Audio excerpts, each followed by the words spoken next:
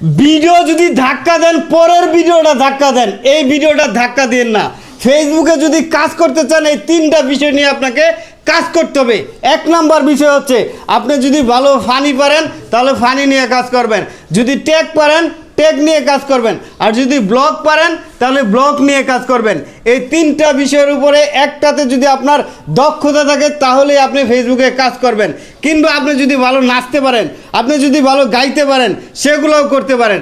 আপনি যদি ভালো মোটিভেশনাল কথা বলতে পারেন, সেগুলোও করতে পারেন। এক এক জনের প্রতিভা আছে এক এক রকম। তবে কমন যে তিনটা জিনিস আমি বললাম, তিনটা ক্যাটাগরির কথা আমি বললাম, এই তিনটা ক্যাটাগরি যদি আপনি সিলেক্ট করে কাজ করতে পারেন, আপনার আসলে সফলতা কেউ রুখতে পারবে না। আপনার সফলতা অবশ্যই চলে আসবে ফেসবুক থেকে। এই যে আলামিন ভাই চলে আসছেন সেই কুড়িগ্রাম নাগেশ্বরী থেকে। ভাই আসলে কতদিন যাবত কাজ করতেছেন ফেসবুকে? ভাই অনেকদিন, প্রায় 10 মাস 12 মাস এরকম কাজ করতেছি। 10 মাস 12 মাস ধরে কাজ করতেছেন। আমি জানি এই ভিডিওটা অনেকেই দেখতেছেন। এই ভিডিওটা এখন পর্যন্ত যিনি দেখতেছেন তাকে অনুরোধ করব বা বলবো, এই ভিডিও নিচে কয়েকটা কমেন্ট করবেন। আর যারা জাস্ট নাও কমেন্ট করছে সেই কমেন্টে রিপ্লাই করবেন। জাস্ট নাও যদি না পান তাহলে দেখবেন যাদের কমেন্টে রিপ্লাই করা হয়েছে তাদের কমেন্টের নিচে রিপ্লাই করে দেবেন, তাদের সাথে একটা সুন্দর একটা সম্পর্ক তৈরি হয়ে যাবে। এখন এই যে আলামিন ভাই 10 মাস ধরে কাজ করতেছেন, কিংবা আরও বেশি সময় ধরে কাজ করতেছেন, এই যে দীর্ঘ পথ প্রায় 200 কিলোমিটার পথ পাড়ি দিয়ে, কিংবা আরও বেশি নাকি 400 কিলোমিটার, ও 400 কিলোমিটার পথ পাড়ি দিয়ে ফুলবাড়িয়া ভাইয়ের কাছে আসছে। ফুলবাড়িয়া ভাইয়ের একটা ক্ষমতা আছে, ফুলবাড়িয়া ভাইয়ের একটা কিছু আছে যেটা আসলে দেখে উনি অনুপ্রাণিত হয়েছেন, প্রভাবিত হয়েছেন। দেখে তিনি কিন্তু ছুটে চলে আসছেন। এই 400 কিলোমিটার পথ তার কাছে কোনো পথ মনে হয় নাই, তার কাছে মনে হয়েছে স্বপ্নের মতো। ওনার কাছে আমি যাবই, ওনার কাছে যাইয়া আমার সমস্যা কি সেটা তুলে ধরবো, কি প্রবলেম, আমি কেন মনিটাইজেশন পাইতেছি না, এইসব বিষয়ে বলবো। তারপরে আমার একটা সলিউশন চলে আসবে। আসলে এগুলা কোনো কিছুই তাৎক্ষণিক ঘটে না। আপনাকে অবশ্যই এটা নিয়ে রিচার্জ করতে হয়, আপনাকে এটা নিয়ে মোটামুটি একটা প্রস্তুতি থাকতে হয়, তারপরে আপনি একটা গন্তব্যে পৌঁছাইতে পারেন। আমি প্রায় অনেকগুলা ভিডিওতে বলছি, আমি আপনাদের ফুলবাড়িয়ার ভাই একদিনে কিন্তু এই জায়গায় আসি নাই। 2020 সালে জানুয়ারির মাসের 2 তারিখ না 3 তারিখে আমি আমার পেজ ক্রিয়েট করি।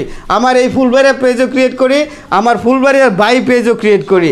আমি সেই থেকে আজকে 2025 সাল শেষ, প্রায় 6 বছরের কাছাকাছি সময় ধরে আজকে এখানে এসে পৌঁছাইছি।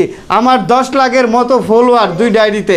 এই 10 লাখ ফলোয়ার আমি এইভাবেই অর্জন করছি। তিলে তিলে মানুষের কি চায়, কি দেখতে পছন্দ করে, কার কোন বিষয়ে আগ্রহ আছে, আসলে সব কিছু নিয়ে তো আমি পারবো না। আমি যেটা বুঝি, আমার মাথায় যেটা ধরে, আমি কিন্তু সেটাই করার চেষ্টা করছি, সবচেয়ে ভালোভাবে করার চেষ্টা করছি। তার ফলে কিন্তু আমি একটা জায়গা ধরতে পেরেছি।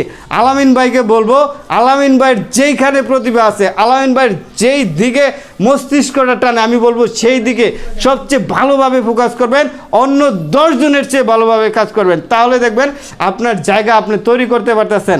আমি একটু আপনার কাছ থেকে 2টা শুনতে চাই, লাইন কবিতা শুনতে চাই ইনশাল্লাহ। তা আমি দূর পূর্বাসে নিয়ে একটা কবিতা বলি।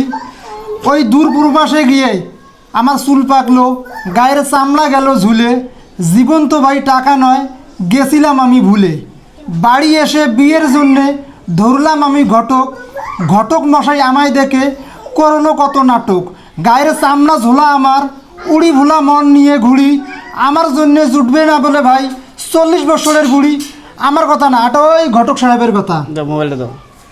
তো ঘটক সাহেবের কথা হোক আর যাই কথা হোক, আপনার মাঝখানে কিন্তু ভাই প্রতিভা আছে, আপনি পারবেন। কথাগুলো খুবই ন্যাচারাল মনে হয়েছে, খুবই সাবলীল এবং সুন্দর হয়েছে। এগুলা যদি আপনি একদম প্রাকৃতিক পরিবেশে যায় ন্যাচারালভাবে দিতে পারেন, আমরা এডিট করে ভিডিও পুড়ে ফেলাই, আমরা এডিট করে ভিডিওর কালার নষ্ট করে ফেলাই, আমরা এডিট করে আমাদের ভিডিও যে সাজেস্টে যাবে সেটা নষ্ট করে ফেলাই। ভিডিও এডিট করা যাবে না, ভিডিও একদম ন্যাচারাল লুকিং রাখতে হবে, তাহলে ভিডিও ভাইরাল হবে। আরও কিছু গাইডলাইন আছে যেগুলো আলামিন ভাইকে দেওয়ার চেষ্টা করছি। সেই মানে সারা রাতে আসছেন আমাদের ওই যে মসজিদ যেটা আছে বুটঘাট মসজিদে ঘুমাইছেন, তারপরে সকাল 6টা বাজে আমার এখানে আসছেন, এখন প্রায় 3টার মতো বাজতে আছে, এখন তিনি বিদায় নিতে যাচ্ছেন। তো আপনার জন্য শুভকামনা। দীর্ঘ পথ যেহেতু অতিক্রম করে আসছেন, আপনি আশা করি আপনার জায়গা মতো আপনি পৌঁছাইতে পারবেন। আসসালামু আলাইকুম।